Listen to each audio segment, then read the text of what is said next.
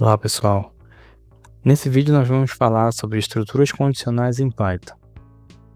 As estruturas condicionais nós temos aqui o if, elif, else e o match case, tá?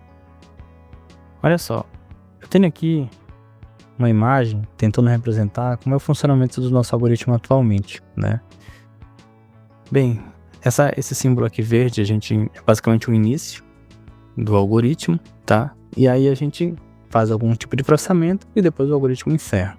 Não tem nenhum tipo de verificação aqui no meio, bem direto.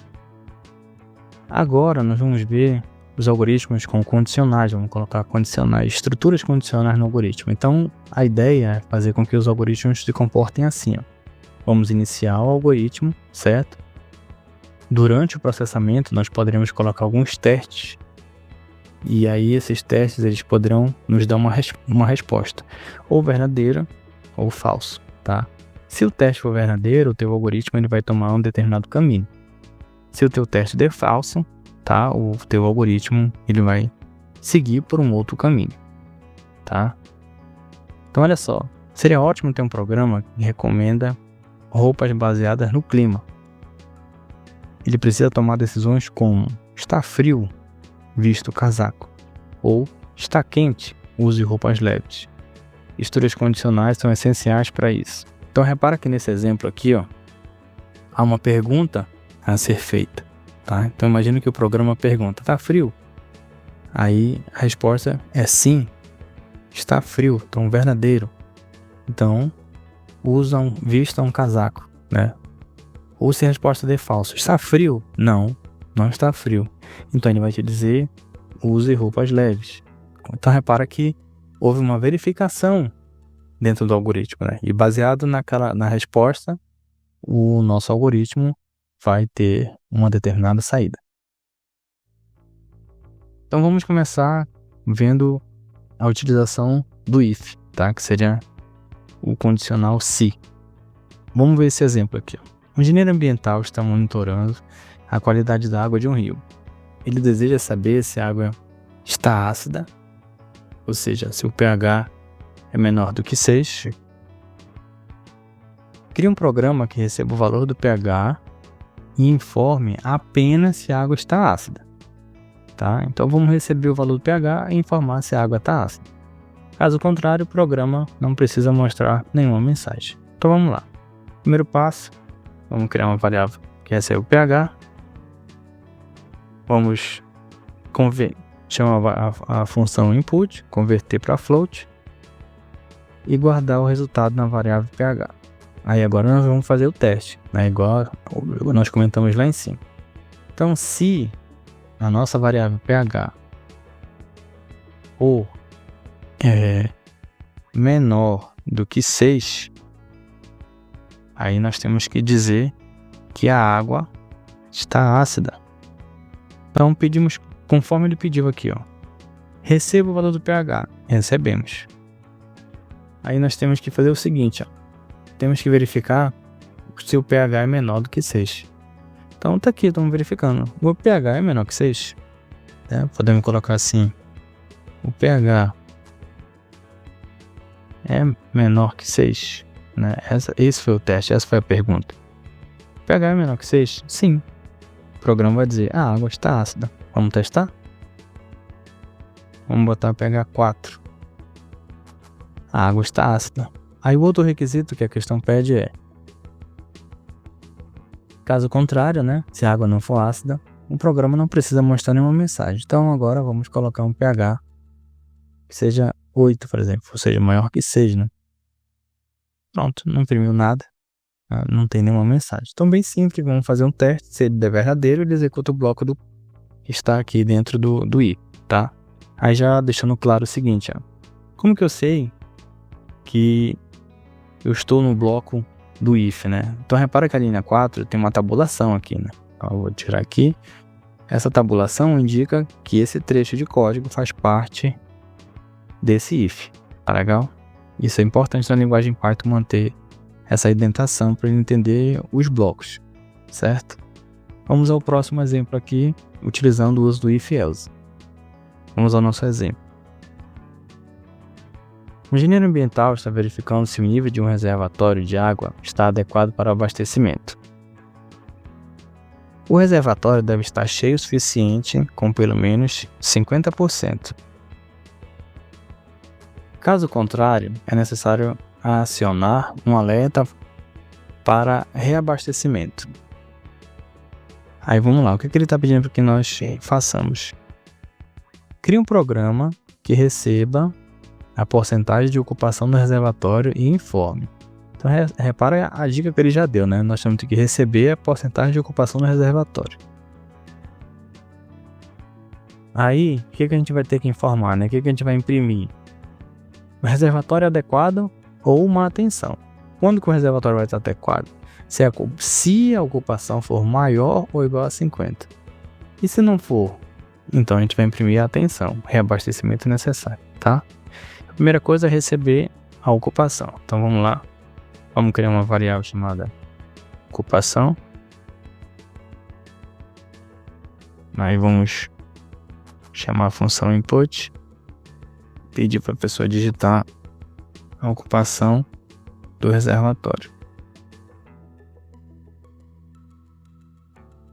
Aí agora nós vamos fazer a verificação, né? Antes disso, a gente tem que fazer a seguinte conversão. Porque a pessoa vai digitar um valor, né? Então vamos converter para float. Pronto. Então se a ocupação aí nós temos que testar se a ocupação é maior ou igual a 50%, né? Que foi o que a questão informou. Então, se for maior ou igual a 50%, quer dizer que o reservatório está adequado. Então, reservatório adequado. Pronto. Aí agora vamos fazer o segundo caso, né? E esse aqui é ok. Esse aqui é quando der verdadeiro, né? Ocupação maior ou igual a 50%, então adequado. E quando não tiver, né? Ou seja, se não estiver adequado, reabastecimento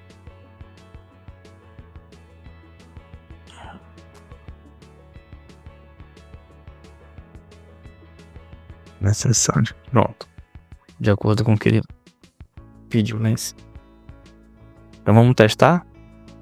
Vamos testar primeiro a mensagem de sucesso. Vamos supor 49. Opa, não, tem que ser acima de 50. Então, vamos testar 50. 50%. 50% é reservatório adequado. Perfeito. E agora, abaixo. 49. Atenção, reabastecimento necessário. Então, perfeito. Então, no primeiro caso, nosso teste deu sucesso, né? Então, ele imprimiu o reservatório adequado. No segundo caso, esse teste da ocupação não era maior ou igual a 50. Era menor, porque foi 49. Então, aqui deu falso. E então, ele executou o bloco do else, tá? Vou colocar aqui. Executado quando a condição é verdadeira. E o else executado quando a condição é falsa. Pronto. O próximo exemplo, pessoal, fala do elif, tá? Então vamos ver quando utilizar o elif. O engenheiro sanitarista está analisando a classificação da qualidade do ar em uma cidade com base no índice da qualidade do ar, que ele chama de IQA. O IQA é classificado em faixas, de acordo com os critérios abaixo. E aí ele especifica os critérios que nós temos aqui. Então, de 0 a 50 é boa, qualidade do ar é boa, 51 e 100 é moderada, 101 a 150 é ruim e 150 é muito ruim. Cria um programa que receba o valor do IQA e classifica a qualidade do ar, exibindo uma mensagem correspondente à faixa do índice. Então vamos lá. Primeira coisa é receber o valor do IQA. Então vamos criar uma variável chamada IQA.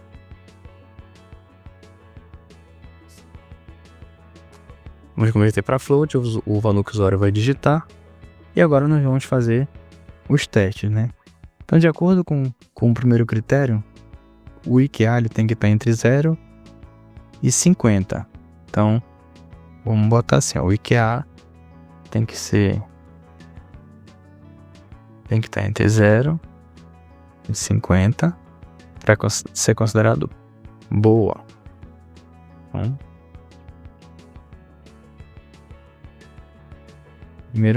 primeiro critério atendido. Vamos agora para o segundo. Olha, normalmente, em outras linguagens, né, como Java, por exemplo, nós poderíamos colocar assim, else e if, e iríamos para o próximo critério, que é entre 51 e 100. Então, bastaria colocar assim, né? 51 menor ou igual. Aqui em cima é menor ou igual a 50, tá? Tem que estar entre, né? Entre 0 e 50, então menor ou igual. Aí o próximo é entre 151 e 100. Então, 151 e 100. Aí ficaria assim, else e if, né? E aí iria para moderada. Moderada. Aí, olha só.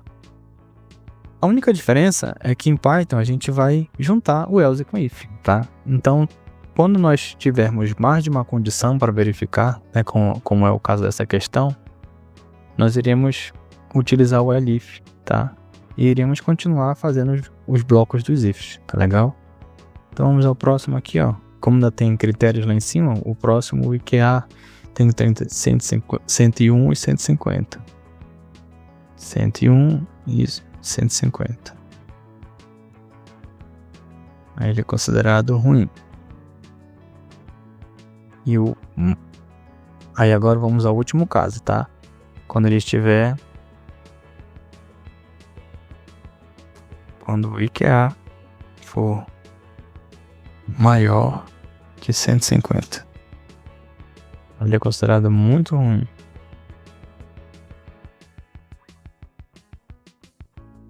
E se vocês observarem, ainda tem mais um caso que a gente pode utilizar. Já imaginou se o usuário digitar um valor negativo? Né? Se ele digitar um valor negativo, não tem nenhum critério previsto lá em cima, mas o usuário pode digitar. Então, esse seria o último caso que iria acontecer. E aí a gente utiliza o else nesses casos, tá legal? Então, ó, não tem mais nenhum critério para ser atendido, tá? O último seria se o usuário digitar um valor negativo. Aí eu quero cobrir esse intervalo, vamos chamar assim, né? Então eu coloco aqui, ó, IKEA, valor inválido, porque a pessoa digitou um valor negativo. Vamos testar? Então, no primeiro caso, vamos testar aqui um valor que seja classificado boa. Entre 0 e 50, vamos botar 49. Então, resultado, boa. Próximo, entre 51 e 100, vamos botar 51. Moderada. Agora vamos testar um IKEA ruim.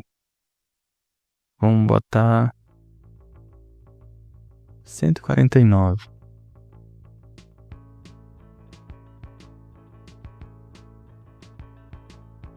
Deixa eu fazer uma pequena correção aqui. Pronto. Aí agora o último caso, maior que 150. Vamos botar 152. Pronto, muito ruim. E agora o último caso, que é quando ele é negativo. -1. Valor inválido. Beleza? Então, usaremos o elif quando tivermos mais de uma condição para verificar. Se nenhuma delas der verdadeiro, aí ele cai no else, tá? Agora um detalhe importante também. Vamos supor que o usuário digitou o valor 40 no IKEA. Ou seja, ele vai dar verdadeiro nessa primeira situação aqui. Então ele já deu verdadeiro, ele já vai imprimir aqui que o IKEA é boa, tá? E aí, os outros testes aqui ele não vai fazer, tá? Porque como vocês devem ter notado, eles já sabem que é entre 0 e 50. Não vale a pena ele testar se ele está entre 51 e 100, tá? Então ele já executa esse aqui e não executa os demais, tá legal? Vamos ao próximo agora, que é utilizar o match case. O match case ele vai ser utilizado para quando nós tivermos vários if e else encadeados.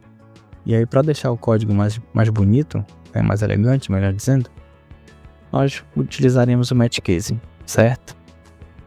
Então, olha só esse exemplo aqui. Nós temos um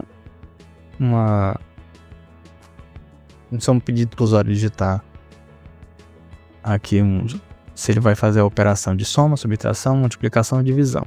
Então, com base no que o usuário vai digitar, né, a gente vai testar, nós iremos executar a operação. Depois de pedir a operação para ele aqui na linha 1, na linha 2 a gente vai só pedir os valores que ele vai executar a operação. Então vamos supor que o usuário já digitou o símbolo da soma, tá? E aí quando ele chega aqui, ó, dentro da variável operação, ele vai ter o símbolo da soma, né? Esse carinha bem aqui, ó. Pronto. Então, se aqui dentro da operação tá o símbolo da soma, vamos fingir que é a soma, tá? Se ele é a soma, a operação é uma soma, então qual é o caso que ele vai se encaixar aqui? É o primeiro, né? Tá aqui da soma. Aí o próximo passo ele vai fazer o bloco de A, onde está escrito A mais B, o bloco da linha 6, o bloco da linha 6. Então ele vai executar A mais B. Se fosse, por exemplo, uma divisão, né? Se fosse uma divisão, aí o conteúdo da variável operação seria esse símbolo aqui da divisão. Então ele iria testar, é uma soma? Não. É uma subtração? Não. Tudo dando falso, né? Será que é uma multiplicação? Falso também. Será que é esse símbolo, é o da divisão? Sim. Então ele iria executar esse bloco aqui da divisão. E se o usuário digitar um caso que não foi previsto, né? No caso aqui, imagina que ele digitou um underline. Então ele vem e cai nessa última operação aqui embaixo, tá? Operação inválida. Vamos testar? Vamos supor que o usuário digitou uma soma. Vai pedir valores A e B. Então, 2 e 3. 2 mais 3, 5, né? Ou seja, ele caiu bem aqui. Agora vamos testar o caso da divisão. Vou entrar com o símbolo da divisão. Enter. Vamos botar 25 e 5. 5. Né? Ou seja, ele não executou nenhuma dessas operações aqui. Executou aqui da divisão. E ok. Resultado 5. Falta o último caso. Vamos botar um símbolo que não foi previsto. Vamos botar um arroba. Enter. Digito 2 valores. 2 e 2. Aí ele diz aqui, ó. Operação inválida. Por quê? Porque não foi previsto nenhum desses casos aqui. Ok? Bem, aí pessoal, tem um negócio que é interessante comentar também. Que tem vamos supor que tu tens a seguinte situação. A gente pode utilizar o condicional dessa forma, olha. Então imagina só. Eu tenho aqui, ó, pedir para o usuário fazer um input, né? Pedir para o usuário digitar o valor do pH do solo, converter para float e guardar na variável pH, tá? Com base nessa variável pH, eu posso fazer o seguinte teste, né? Eu quero que a saída guarde se o solo é ácido ou se ele é neutro, tá? Então eu vou fazer o seguinte, ó. A saída vai ser, eu vou atribuir essa saída dependendo desse resultado aqui, ó. Olha só como fica legal. Eu vou escrever ácido se o pH for menor que 5.5. Se não for isso aqui, ou seja, se não, eu escrevo neutro. Então bem direto, né? Bem bacana isso aqui. Então vamos executar para a gente ver o comportamento. Então eu vou colocar 4. E aí o solo é ácido. Aí agora vou colocar 7. E o solo é neutro. Tá? Bem bacana, né? Então fica bem fácil a leitura nesse exemplo aqui. Esses são as estruturas condicionais, pessoal. Até o próximo.